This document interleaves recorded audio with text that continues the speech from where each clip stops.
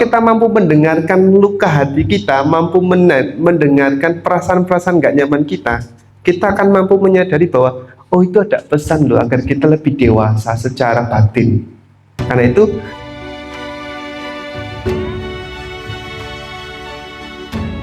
baik, selamat pagi semuanya. Gimana kabarnya? Baik ya, Namo Buddhaya. Hari ini adalah minggu pertama di Bante melakukan puasa baru beberapa hari, dan di sini Bante banyak mendapatkan guru simbolik baik dalam lingkungan dan sekitarnya. Kalau kemarin Bante ditanya Ibu Ita ya, Ibu Nini, Bante mau kasih tema apa? Tidak tahu saya, terserahlah, apapun yang dikasih tema, Bante siap-siap saja. Memang dalam hidup kita harus belajar siap, apapun itu, di kondisi apapun itu, seburuk atau sepahit apapun kondisi kita harus berusaha untuk siap, apalagi hal-hal yang baik.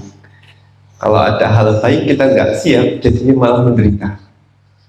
Nah, jadi Bante akan berbagi sedikit tentang seorang upasika atau upasaka yang punya kualitas yang perlu kita contoh, punya cara bagaimana hidupnya itu dia bahagia di kehidupan saat ini dan kehidupan yang mendatang. Ini perlu kita contoh. Sebab kenapa? Banyak saat ini dari kita sulit untuk bisa menikmati hidup, susah. Untuk mengejar kesuksesan ya semua orang bisa. Mau mengejar kekayaan semua orang pun bisa. Untuk mengejar keberhasilan semua orang pun bisa. Tetapi untuk bisa menikmati hidup itu sulit loh, tidak mudah. Dulu saya berpikir mungkin kalau saya sendiri itu nggak bakal rame, tetapi ketika sendiri pun tetap rame loh pikirannya, ya enggak? Anda mungkin pernah nggak merasa, duh aku mau me time lah, aku nggak mau ketemu orang, kepinginnya nggak mau rame, tetapi ketika Anda sendiri, Anda tetap rame nggak pikirannya? Gitu. Ya, pikiran kita itu selalu rame, sumpah. Nah, ada salah satu siswa Buddha di zaman Buddha itu, orangnya itu ya orang yang baik, sederhana begitu, tapi dia punya kualitas hidupnya itu bahagia, bahkan sampai dicatat di dalam Dhamma. Dia nggak minta dicatat loh, itu murid-murid Buddha tetap dicatat sebagai seorang upasaka. Kenapa? Karena dia memang orang berkualitas. Dia bernama Dhammika. Jadi ada di zaman Buddha itu di Sravasti atau di Sawadhi, di ibu kota kerajaan Kosala. Kerajaan Kosala ini adalah kerajaan yang rajanya selama 45 tahun itu dekat dengan Buddha, yaitu Pasenadi. Nah, Dhammika ini tinggal di kota Sravasti, begitu. Dia dilimpahi kebahagiaan, salah satunya memiliki putra dan putri. Putranya 7, putrinya 7, jadi total 14. Banyak ya.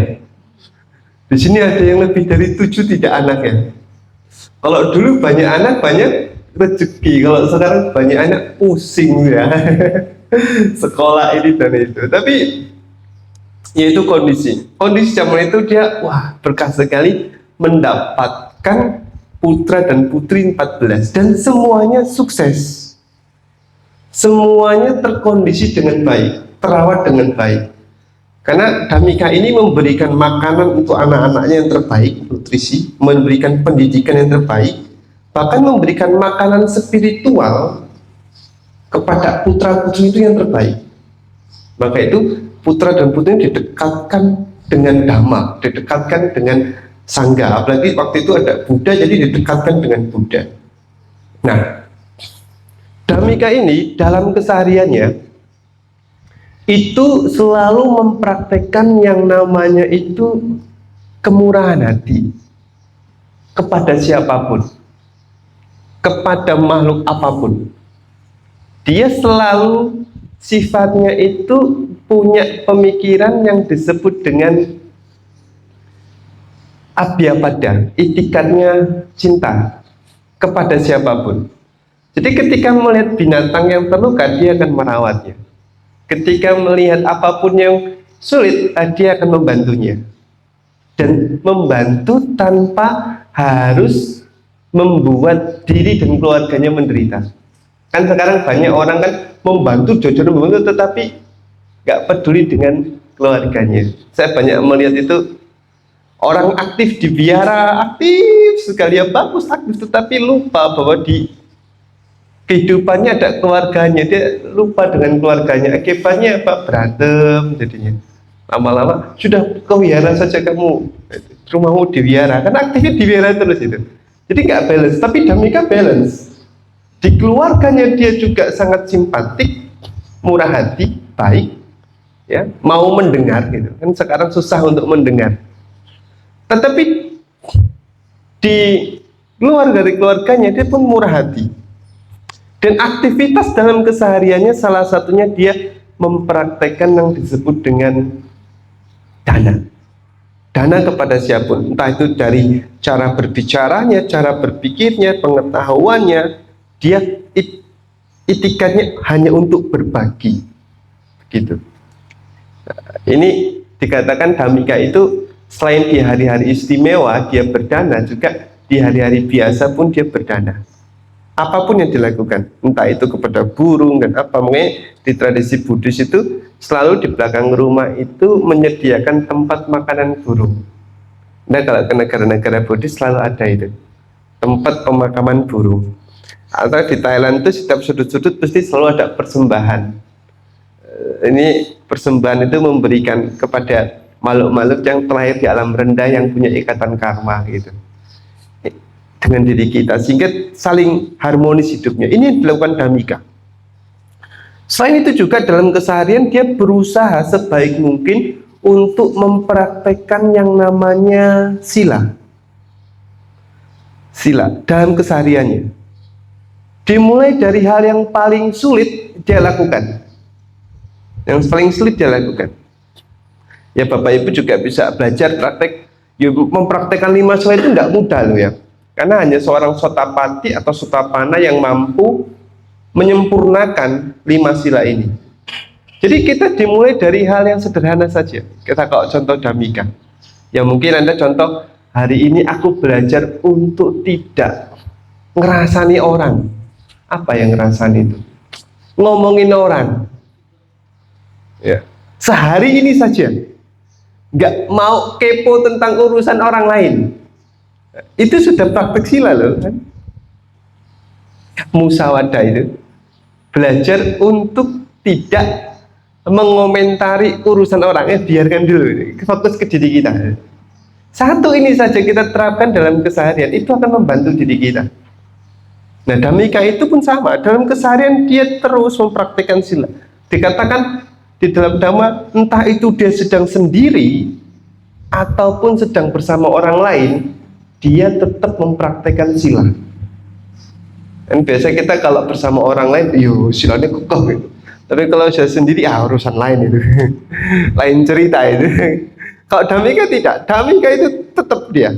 Mau sendiri, mau bersama orang lain tetap. Dan juga dia meluangkan waktu bersamadhi, menentramkan hati. Samadhi itu menentramkan hati kita, mendamaikan diri kita. Nah, singkatnya, Dhammika itu dalam kehidupannya, meskipun dia hidupnya sebagai seorang perumah tangga yang sederhana, yang diliputi keluarga, yang aktivitasnya juga bekerja seperti bapak ibu dan sebagainya, tapi dia mampu loh menikmati hidupnya, mampu loh bisa bahagia dengan hidupnya. Dia nggak akan pernah mengeluh dengan kondisi apapun, baik dan buruk. Dia belajar menerima. Ya kalau ketemu hal yang baik, ya dia terima kasih. Ketemu yang buruk pun dia terima kasih. Ini kualitas seorang Dhammika. Sehingga ketika di usia senja, Ketika dia sudah detik-detik mau meninggal, kira-kira itu sudah mulai sakit, tidak bisa apa-apa, dia minta anaknya untuk menginvite sangga, lalu ke wihara, menginvite sangga, datanglah yang mulia Ananda dan yang lainnya, dan Buddha berpesan kepada Ananda untuk membacakan Satipatthana Sutta. Jadi sangga mendampingi beliau ketika mau meninggal dengan membacakan Satipatthana Sutta.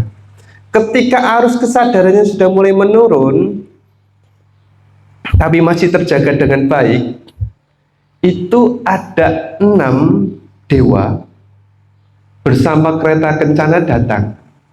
6 dewa ini dari alam surga masing-masing. Dikatakan ya, ada dari surga Catumarajika dengan kereta kencananya, ada dari surga Catumarajika, Tawatimsa, Yama, ya, Tusita, bahkan Nimarawasawati atau Nimarawati pun datang. Para Nimatawasawati pun datang. Mereka datang dengan kereta kencana ingin menjemput Dhammika, Upasaka Dhammika. Lalu bilang, kamu mau masuk ke surga yang mana? Silakan, pilih. Ini Bapak Ibu kalau didatengin seperti itu, bingung nggak? Loh, ini orang mau terakhir aja ditawari loh sama para dewa. Ayo kamu ke alam Catumarajika saja, ini paling dekat dengan dimensi manusia. Enggak, di sini saja. Nimarawasawati, nggak apa-apa. Jadi surga di Buddhis itu, alam dewa itu ada 6 loh. Jadi Anda nggak perlu berebut surga, sudah ada jatahnya masing-masing gitu. Nah, ini masuk ke sini, masuk ke situ. Tapi kalau Dhammika spesial, karena dia setiap harinya kelakuannya baik. Jadi kalau Bapak Ibu dalam keseharian itu seperti Dhammika, ya pasti nanti para dewa datang, ke sini aja, diajak gitu. Nah, saking banyaknya dewa datang yang mau menghampiri, dia bilang, tunggu dulu, ini Bante-Bante belum selesai membacakan Satipatthana Sutta, jadi tunggu. Ketika bilang tunggu secara spontan, dikira para sama Bantenya itu dikira, oh baca paritanya sudah suruh selesai, berhenti pulang. Nah ketika itu kesadarannya membaik, dia bangun. Ketika bangun, loh mana Bantenya kok nggak ada? Anaknya bilang, oh sudah pada pulang, tadi kan bapak bilang suruh berhenti, suruh tunggu. Oh tadi itu ada dewa-dewa datang, aku suruh pergi. Nah aku nggak mau nunggu Bantenya selesai baca sutra gitu. Ini ketika pulang, para biku menghadap ke Buddha. Buddha menjabarkan bahwa apa yang dialami Dhammika, yang dikatakan Dhammika, dikatakan tunggu itu bukan selesai untuk membaca parita, tapi untuk para dewa menunggu. Jangan ganggu dulu, izinkan dia mendengarkan Satipatthana Sutta secara mendalam. Nah Bapak Ibu sudah pernah membaca Satipatthana Sutta belum? Sudah belum? Belum? Oke, saya tanya, hari ini yang sudah baca WA siapa? Yang sudah baca IG siapa? Nah, sekarang kok sutanya belum dibaca ya? Coba buka, namanya Satipatthana Sutta. Ini yang dibacakan untuk Dhammika. Akhirnya Dhammika pun meninggal dan selain di alam yang bahagia. Nah, kita masuk ke apa sih keseharian Dhammika? Dia dikatakan orang yang murah hati. Yuk kita belajar untuk bermurah hati, belajar untuk berbaik hati. Karena apa? Ketika kita itu berbaik hati kepada orang lain, sebenarnya kita juga berbaik hati untuk diri kita sendiri. Kita mengizinkan diri kita itu untuk bahagia, merasakan kebahagiaan orang lain. Bapak Ibu mungkin pernah nggak anaknya lulus sekolah, anaknya senang, tapi ibu itu senang. Ini ibu nih, pernah nggak ngalamin itu? Senang ketika anaknya setelah lulus, anakku lulus, senang loh. Atau anak yang mungkin dapat peringkat yang bagus, ikut senang. Bapak-bapak pun sama, ketika melihat orang senang, keluarga senang, ikut senang. Jadi pun kualitas Dhammika sampai segitunya, ketika melihat makhluk lain bahagia, dia pun merasakan bahagia. Ini disebut dengan mudita. Mudita itu simpati dan empati. Turut bahagia melihat orang lain bahagia. begitu. Jadi kayak transposisi. Oh iya ya, dia bahagia, harusnya aku senang nggak gitu. Ini yang dilakukan. Bahkan ketika dia kehilangan pun, tahu barang yang hilang, oh dia tahu, oh, orang itu mungkin lebih membutuhkan daripada saya, harusnya ikut bahagia juga orang dia lebih butuh. Sehingga apa? Batinnya tidak ternoda, hatinya tidak ternoda, tidak kemurungsung, tidak khawatir. Ini dilakukan Dhammika. Jadi bermurah hati. Ini ada satu kisah yang saat ini yang Bante alami langsung. Ada umat itu mengeluh kepada saya.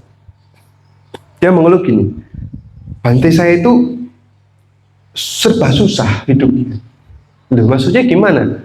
Saya buat usaha apapun, kok nggak pernah jadi. Apapun itu.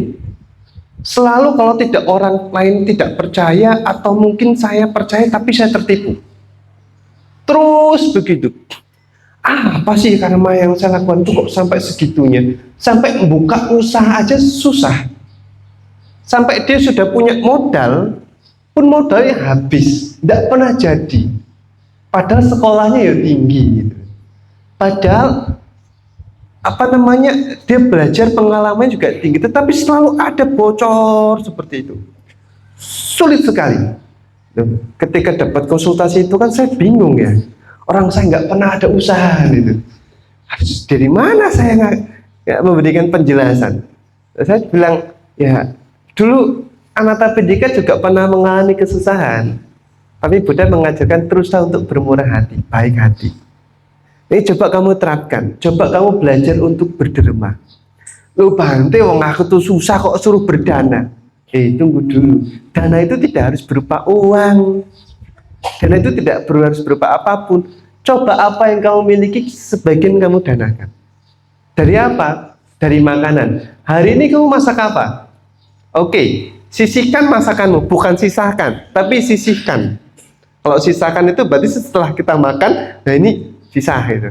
Sisihkan sebagian makananmu, bungkus yang rapi, kamu danakan makan. Lu kan nggak ada Bante, nggak harus kepada sangga, kepada siapapun yang membutuhkan. Ada yang mungkin orang lagi kerja gali kabel, lagi kecapean, kelaparan, kamu ada ini, ya berbagi. Terus lakukan itu. Yang penting konsisten lakukan. Mungkin ada orang yang mungkin ODGJ ya, lagi kesadarannya nggak bagus, jalan-jalan pasti dia lapar. Kamu kasih dia makanan. Karena berdana meskipun bukan kepada sila yang murni, tetapi itu kepada sesama makhluk hidup, itu akan membantu dirinya, membantu diri kita. Ini dia lakukan loh. Dia setahun terus melakukan, dan progres itu besar. Jadi suatu ketika dia menawarkan barang yang dia miliki, dia sales tuh, menawarkan barang. Kok orang ini yang ditawarkan percaya sekali dan mau ngambil barang dengan dia banyak. Wah, mulai bangkit ya. Lalu dia tanya, kok kamu bisa percaya dengan saya kan baru ini. Terus dia bilang, aku nggak sengaja pernah lihat berapa kali dirimu tuh selalu berbagi makanan. Jadi konsumennya ini, dan ini ikatan karma ya, konsumennya ini yang membantu dia ini, yang ngambil barang dari, ternyata melihat dia itu setiap hari itu selalu berbagi makanan, dan berapa kali dia lihat, di situ dia ada timbul percaya, oh, ini orang baik loh. Sehingga saat ini dia mulai bagus. Sehingga kalau Bante pulang ketemu dia bilang, Bante nanti saya yang dana tiket ya, saya dana tiket, saya ingin berbagi. Jadi dari dana itu saja itu bisa membantu. Ada satu teman lagi, dia masih muda, dia bekerja dan susah untuk menabung, kesulitan keuangan dan sebagainya. Terus saya tanya, kenapa kamu seperti itu? Biasa kok susah sekali loh Bante dalam hal keuangan dan sebagainya. Lalu saya tanya, oke, sekarang tabunganmu ada berapa? Ada 1,5 juta Bante. Kalau gitu sekarang kamu dana kepada orang tua. Sisakan 500.000 untuk dirimu, 1 juta kamu transfer ke mamamu, dana untuk mamamu. Dia dana ke mamanya. Ketika dia dana ke mamanya, banyak saja job yang dia mengalir. Terus dia bilang, Bante, ini mungkin salah satu saya berbagi kepada orang tua saya. Itu membantu kelancaran apa yang saya lakukan. Ini kualitas dari orang yang berdana. Jadi Bapak Ibu, meskipun dhamma itu sudah lama, tapi sangat relevan di kondisi saat ini.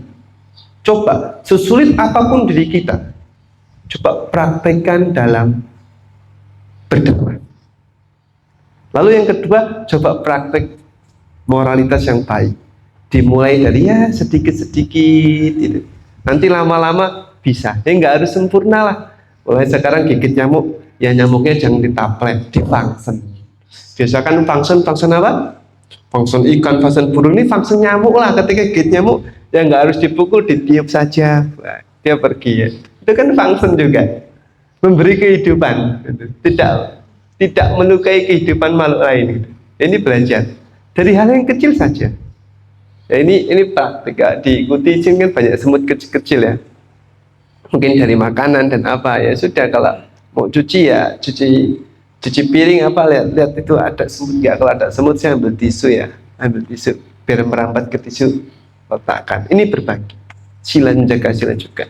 Atau Anda bisa memberikan satu persembahan di dalam tempat rumah ya kepada para dewa atau para makhluk yang punya ikatan karma di diri kita, di lingkungan kita. Anda bisa memberikan satu persembahan, itu sangat bagus, sangat bagus. Kayak Bante di sini belajar juga memberikan persembahan kepada semua makhluk. Yes. Habis chanting, baca pelimpahan jasa. Anda boleh membaca parita. Saya selalu kemarin rekomendasikan ke Pak Antoni, yuk belajar kita membaca Anatya Parita. Itu dibaca, itu sangat juga bagus. Ya minimal itu afirmasi untuk diri kita dan membantu lingkungan kita. Ini penting sekali. Nah, yang ketiga, terakhir adalah selain dana sila, kita juga belajar samadhi, menenteramkan hati. Sekarang kita coba belajar tentrem, belajar bisa menikmati hidup. Ini saya sering sebut dengan, kalau kita rajin melatih diri itu dalam meditasi, kita akan punya kemampuan menikmati penderitaan. Kemampuan menikmati penderitaan. Meditasi itu menyakitkan loh bagi yang tidak terbiasa. Wah, ini sakit sekali. Tapi kita diajak bersahabat dengannya, bergandengan tangan dengannya. Ini belajar berkemampuan untuk menikmati penderitaan. Makanya ya, di antara rumus kita dalam menghadapi penderitaan kita, kan semua orang punya penderitaan masing-masing nih. Di antara rumusnya untuk menghadapi penderitaan kita akan jadi sangat kuat, sangat tangguh kalau kita sampai ke tahap level yang namanya mampu menikmati kesedihan, mampu menikmati penderitaan, mampu menerimanya. Ini kemampuan level yang sangat bagus sekali. Kita lihat orang besar-besar itu punya karya-karya lahir dari penderitaan. Contoh yang sederhana, R.A. Kartini. Apa yang membedakan Kartini dengan wanita yang pada masanya? Apa yang membedakan? Yuk, apa yang membedakan? Pernah baca riwayat Kartini toh? Apa yang membedakan Kartini dengan wanita-wanita yang lain di masanya? Sederhana, Kartini itu mau menulis.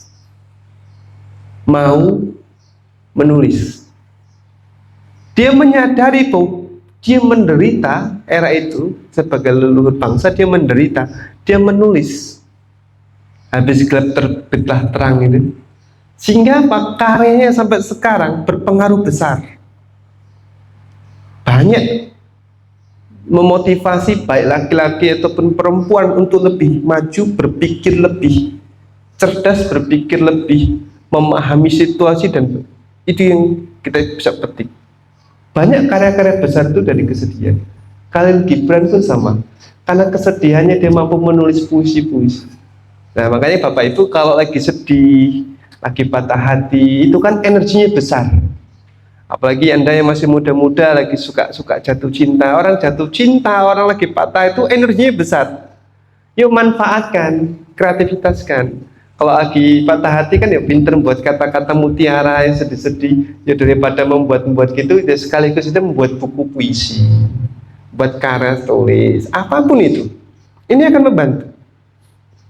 Karena ke depan yang kita tinggalkan itu bukan hanya berupa materi dan kebajikan saja, tapi juga harus meninggalkan sebuah karya, Menulis itu salah satu karya. Bapak Ibu boleh loh menulis catatan untuk nanti generasimu itu gimana.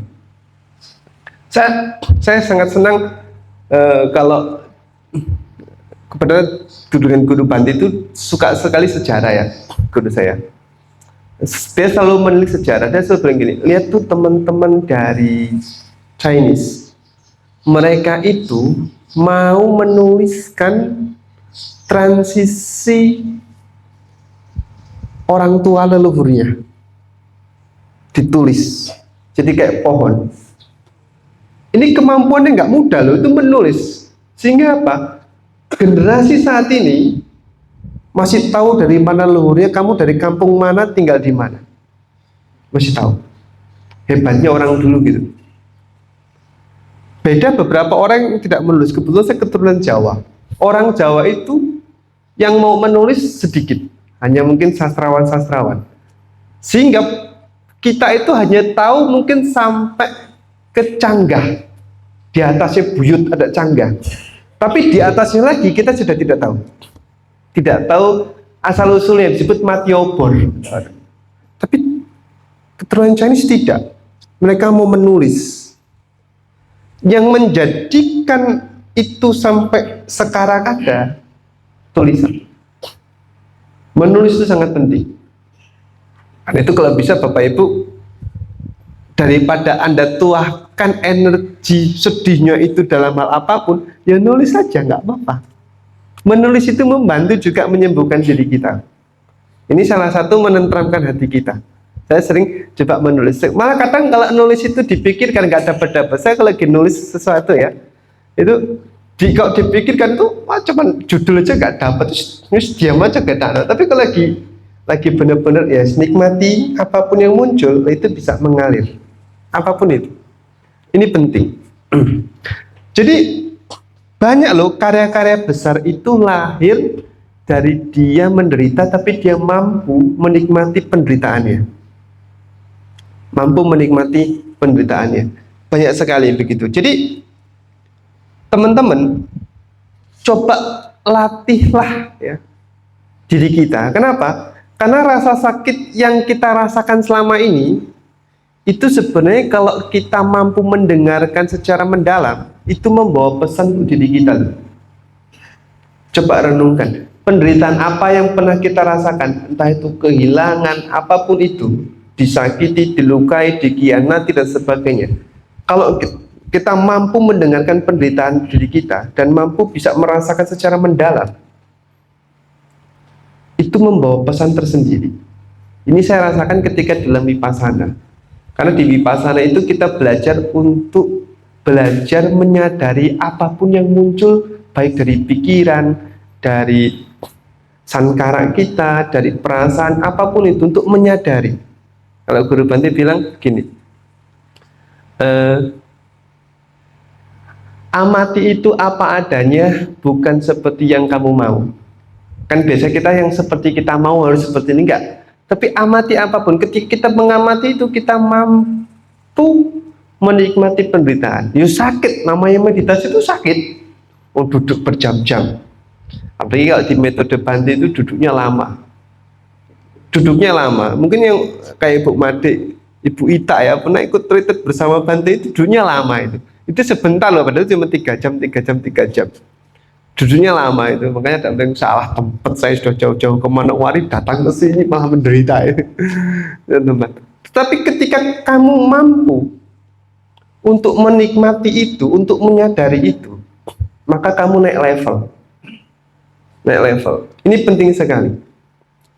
Sehingga kita belajar, sebab apa? Sebab kalau kita mampu mendengarkan luka hati kita, mampu mendengarkan perasaan-perasaan gak nyaman kita, kita akan mampu menyadari bahwa oh itu ada pesan loh agar kita lebih dewasa secara batin.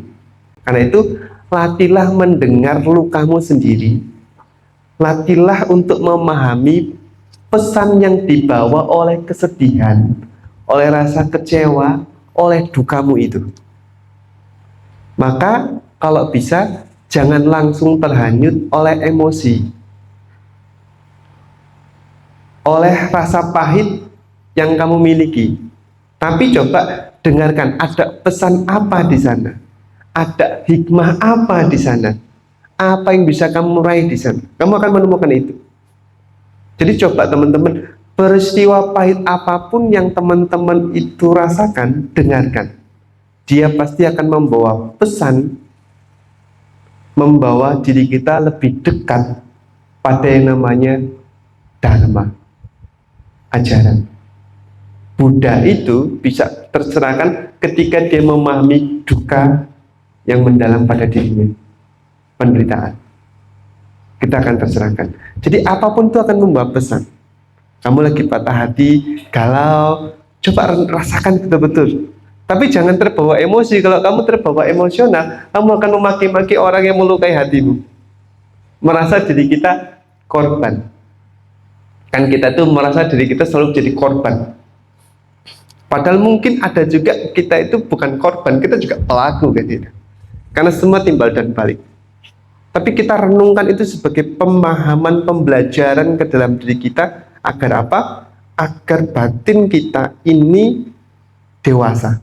Sebab dimanapun kita tinggal nanti, kita akan menemukan yang namanya disakiti, rasa kecewa, dikhianati, ataupun mungkin menderita dan sebagainya. Dimanapun, siapapun kita, entah kamu jadi biksu, jadi pastor, jadi kiai, jadi pengusaha, jadi berumah tangga, akan menemukan hal ini. Dan itu lumrah, itu sifat alami manusia. Kalau kita terjebak pada ego saja, pada emosional saja, kita akan menderita. Tetapi kalau kita mampu memahami itu, menyadari itu, maka kamu mampu menikmati penderitaan, kamu naik level. Kamu akan tumbuh jadi wanita yang dewasa, jadi laki-laki yang dewasa secara spiritual, sehingga kita tidak akan menyalah-nyalahkan. Tidak akan menyalah-nyalahkan orang lain yang pernah melukai kita, karena semua kita punya ikatan karma. Guru Bante bilang, bahkan nyamuk yang menggigit kamu itu punya ikatan karma denganmu. Kok dia mau gigit kamu loh, padahal yang lain juga banyak. Itu punya ikatan karma dengan. Ya sudah, kalau gitu belajar di function, jangan dikit-dikit ditaplek, dibunuhi di function. Hari ini aku mau function apa? Function nyamuk. Nah itu kan bagus. Function nyamuk itu bagus. Sebab kenapa? Sebab hidup kita itu selalu naik dan turun, naik dan turun. Kalau sedang naik kita berjaya bisa lupa, ketika turun kita bisa turun sekali pun kita bisa lupa. Kalau bisa turun naik kita stabil kesadarannya, kita stabil batin kita, tidak nyaman. Sebab dimanapun kita berada, kita akan selalu menemukan hal-hal yang tidak pernah sesuai dengan diri kita. Karena memang karakter hidup itu duka, tidak pernah memuaskan. Sebagai penutup, Bante ingin sampaikan bahwa dalam hidup, ini Bante sering ulang-ulang supaya teman-teman dapat memahami, dalam hidup ada yang harus kita telan walaupun itu pahit, yaitu keputusan. Keputusan apapun Anda harus telan itu, meskipun pahit. Dalam hidup ada yang harus kita terima walaupun sulit, yaitu kepergian. Kita selalu akan datang dan pergi. Siapapun yang pernah kita temui pasti akan kita pergi. Entah kita duluan atau mereka duluan. Dan dalam hidup ada yang harus kita coba walaupun sulit, yaitu keikhlasan, penerimaan.